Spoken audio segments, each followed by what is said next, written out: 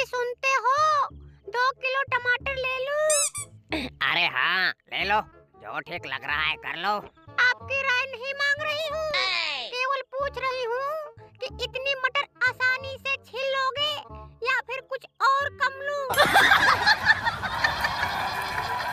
अरे सुन, कल सुबह मुझे थोड़ा जल्दी उठा देना, बहुत जरूरी काम है, और ना उठूं तो हिला हिला के उठा देना। क्या कहा?